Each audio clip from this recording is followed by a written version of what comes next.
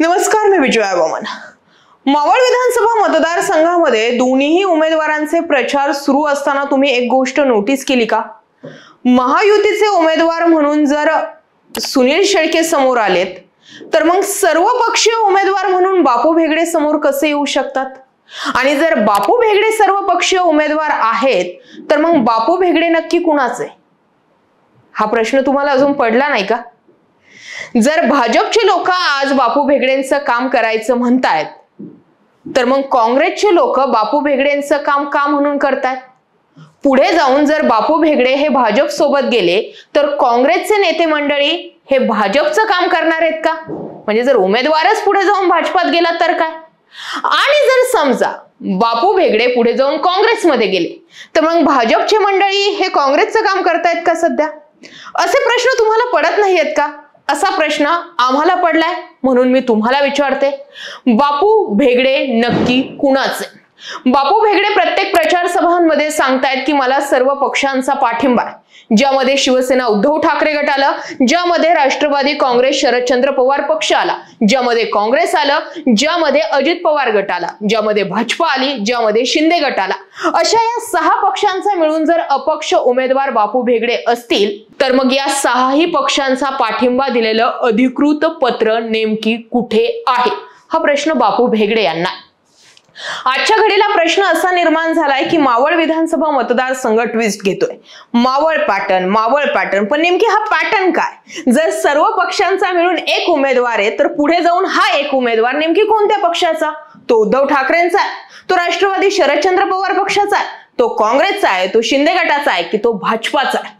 आणि जर हेच डिक्लेअर नाहीये तर मग काँग्रेस, उद्धव ठाकरे गट, शरद पवार गट नेमकी पाठिंबा देतय तर देतय कुणाला? आणि देतय की नाही देते हाही प्रश्न अजून अधांतरीच आहे, कारण अजून कुठल्याही नेत्याने पत्रकार परिषद घेऊन किंवा तसं पाठिंब्याचं अधिकृत पत्र हे बापू भेगडे यांना दिलेलं नाही। आणि जर दिलं असेल तर बापू भेगडे यांनी ते दाखवलेलं नाही।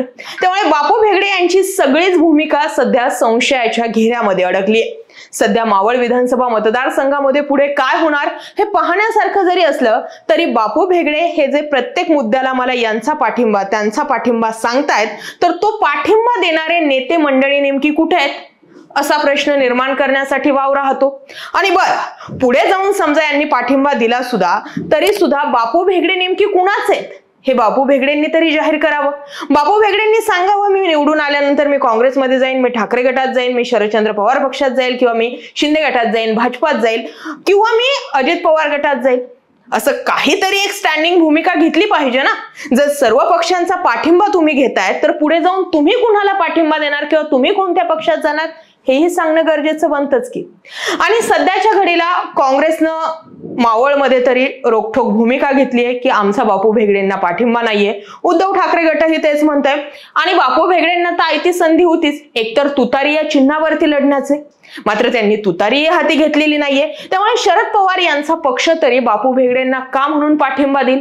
तुतारी घेऊन मोठी वोट बँक ते सेव्ह करू शकत होते, मात्र तरीही त्यांनी तुतारी या चिन्हावरती न लढता अपक्ष यायचं ठरवलं। आणि अपक्ष आले तर आले कसे? सर्व पक्षांचा पाठिंबा घेऊन। बरं, या फक्त बोलण्यापुरत्याच गोष्टी राहिल्या। सर्व पक्षांचा पाठिंबा आहे तर त्याचं अधिकृत पत्र कुठे आहे हे आता मावळचीच जनता विचारते।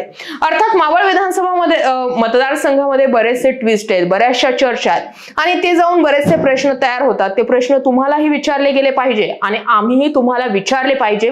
शेवटी कसं आहे की मावळचा जर पॅटर्न रन करायचा तर मग हा मावळचा पॅटर्न सुटसुटीत लोकांना समजला सुद्धा पाहिजे।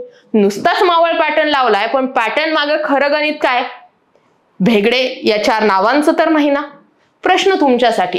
अशाच माहितीपूर्ण व्हिडिओसाठी आपल्या चॅनल आवर्जून सबस्क्राइब करा। जय महाराष्ट्र।